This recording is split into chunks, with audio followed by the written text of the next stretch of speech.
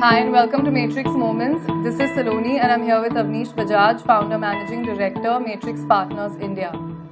Today's episode is about CODS, customer obsession, delight and satisfaction, and the role that this plays in taking your startup to the next level.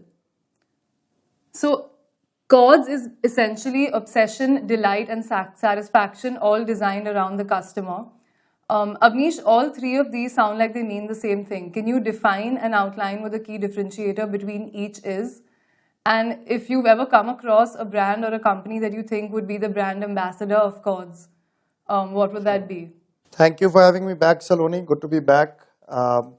Look, I think you mentioned startup in the preamble. I think this is just religion, right? It is more about how one interfaces with customers, and it applies across businesses, across stages. But let me ask you this: when are you satisfied with something? When I get what I expect. When are you delighted by something? When something unexpected sort of. There's an element of surprise. Yes. When are you obsessed with something? Now that you're married, we can. When am I obsessed? That takes a lot. I don't know. So I think, the point is we are all customers and we are all human beings. And a customer is a human being, and all the feelings that you just talked about is what this is about, right? Satisfaction, I got what I expected. Things didn't really go wrong. Delight, wow, something new happened. So that wow factor comes in. There's an element of surprise in delight. Obsession, you can't stop thinking about something else.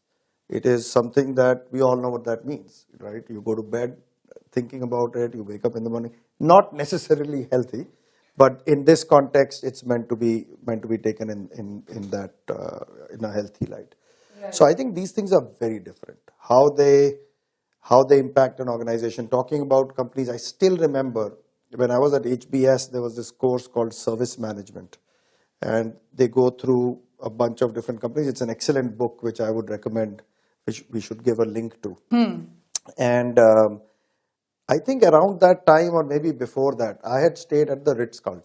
Right. And I remember asking for a particular newspaper. I remember asking for a particular type of pillow. May have been 2 or 3 preferences. Next time, I was in a different part of the world, not different part of the US, different part of the world. And I checked in, and there was a note on my pillow which welcomed me back, which is very normal in most hotels. And remember, this is 90s, right? So this was a bit hatke, so to speak. And it said, we have put your pillow and your newspaper request is taken. Oh yeah, and the third was, what time I prefer breakfast. Oh, wow. And they said, this is the time of your breakfast. This is your option, but we don't want to be presumptuous. You can change it, and here's. So it is just, that is true delight, but that level of delight comes from obsession, in my view. Delight can happen in one-off. So if I had to define it, I would say obsession, or an organization that is obsessed about its customers, delights them all the time, versus a one-off experience that happens here and there. So I think that's how I would. But do you think that this is something, can CODS be measured or benchmarked against? And if it can be, then what metrics should companies sort of monitor and track? It absolutely can be. And there are a bunch of metrics. I'm going to throw them out, and I think it's going to be useful to define each of them so that it's helpful for the listeners. And then we'll call out some nuances. So, and by the way, all of this is available on Google, and I would encourage the listeners to actually Google some of this. So first is CSAT, which is Customer Satisfaction Score. Sure. Second is NPS, which is Net Promoter Score. Now, interestingly, companies use this interchangeably. These are very different things, and we'll come to that. Then there is cohorts, which again, people can look up the definition, but from a particular vintage of users, how much repeat do you get? And then there is repeat rates. Now again, companies tend to confuse these two. A cohort is from a particular vintage of users. Let's say from January 2018, the users I got, how many of them are there in February 19? Repeat is, in February 19, what percentage of people had transacted with me before, which means it's the sum total of everything. You can have good looking repeats with poor cohorts, which is less healthy than if you had great cohorts. And the reason, it depends on how your business is growing, when you acquired users. But therefore, if I had to prioritize metrics, first of all, cohorts and repeat rates are after the fact. Okay. So they are trailing indicators. CSAT and CSAT, one could argue, is a leading indicator. If you have transacted with somebody, you ask them their satisfaction score. But guess what? It depends on when, where, and how you measure these things. So, the other day I was transacting on an e-commerce site, and we've all transacted on e-commerce sites. Yeah. We went and I finished my payment experience, and it asked me both the CSAT and the NPS. So CSAT net is how satisfied were you? It was a scale of 1 to 5. NPS is how likely are you to recommend. Now, guess what? It's an e-commerce transaction. I haven't received my product. Now, I actually thought the site, so what am I rating? Am I rating the product I'm going to receive? Am I rating how easy was my website experience? Am I rating their delivery experience? So this is a very confused. The data, this is where you have to separate signal and noise. A lot of what you would see out of a score like that is pure noise. Because the most important part of an e-commerce experience is the entire end-to-end fulfillment experience, right? So therefore, like I said, where, when, and how you measure these things is very important.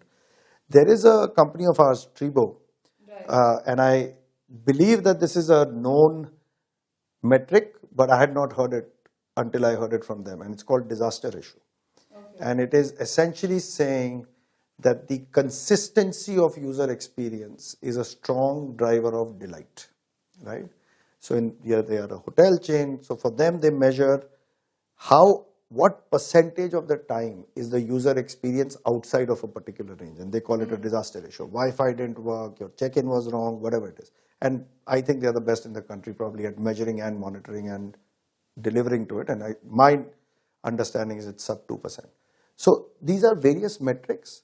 I will tell you, if I was running a company, I would be measuring all of these, of course. I would rely a lot, like I said, who's measuring and when. So I'm a big believer in mystery shopping.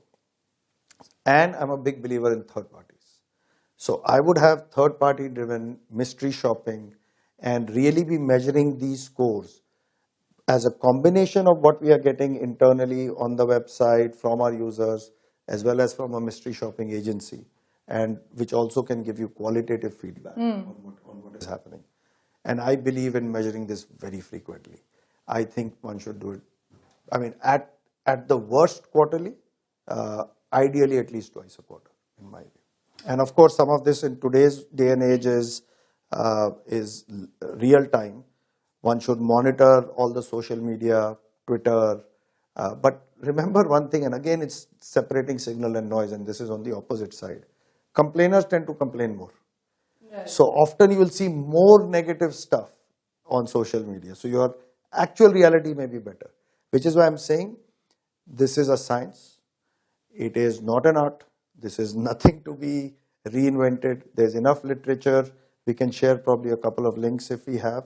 Sure. And I think an organization that invests in this early is going to set itself up really well, like someone like an Amazon, which is the ultimate example of customer obsession. But how would you set this in your organization early? So in terms of like if you were to internally engineer codes, wherein every function or division is designed around customer delight, how would you go about doing that? Right. So like I said, amongst CODs, I'm a believer in obsession. I believe CODs is more of a decreasing order of priority. If you're obsessed, you'll delight consistently. If you delight, you will automatically satisfy, right? Yeah. So I would say, at a very minimum, companies have CS departments, customer service department. That's for satisfaction. I think if I had to start a company again, and kudos to Jeff Bezos of how he has done it from day one, I think people should read case studies on Amazon. From day one, there is this famous incident where, first of all, you get delight by empowering the employees. Employees at the front level, at the customer-facing level, have to be empowered to make decisions. Obviously, there are going to be a lot of guidelines around it, but the empowerment for a truly customer-obsessed organization is to let them break the guidelines. Tell them you can use your judgment. By the way, only empowered employees and happy employees can have happy customers. So sometimes companies don't realize how important it is and the strong correlation with employee happiness and customer delight. And Southwest Airlines is a great example of that in the US, where the employees used to have this happy index and they would be always bubbly and cheerful, and they really built a brand with that. Same with Trader Joe's, by the way, which is another case study. So I think there are a bunch of case studies people can go through. But number one, so satisfaction, customer service department. Delight, empowered and happy employees. Obsession, founder down, CEO down. The companies that are obsessed about customer experience, their founders and CEOs spend time in the field with the customers, if not weekly, at least monthly. And Bezos still does that. There is this famous story both on empowerment and on spending time in the field, where there was this supposedly, and I think it's written about somewhere, there was this old lady or middle-aged or old lady who was sending stuff back to Amazon after reading it. And it was obvious because the book will always be open and it was torn and this and that or whatever. And these were the days where Bezos himself would be sitting. So you can't set up obsession culture without being obsessed yourself. So Bezos was sitting in the trenches and he just said, keep taking the returns. And at one point, somehow they sent her a gift for being, a repeat user and this and that, and she kind of confessed on her own. There's some such story, right? So the point is, the point is, how obsessed Bezos himself was. And I would say, we call ourselves founders first. Our customers are our founders. Right. And I think if you think about it, if I said it or if you said it, we wouldn't really get there. You know that Matrix as an organization is obsessed about it. How our front office interacts with our founders. We know we are putting the founders first. So we are trying to apply some of these principles in our own business. My final point as a closing remark is, people often consider the customer, again, it's generally a customer service function or even customer obsession, delight. They think it costs money. Not doing it costs money. Because when you are obsessed and when your customers are coming back, you have acquired them once. If they are there to give you repeat business. Only you can screw it up.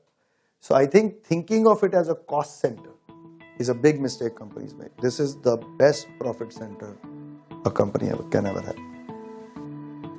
Okay, thanks, Avnish. Thank you for listening, and you can find the transcribed version of this podcast on matrixpartners.in. You can also follow us on Twitter and LinkedIn for more updates.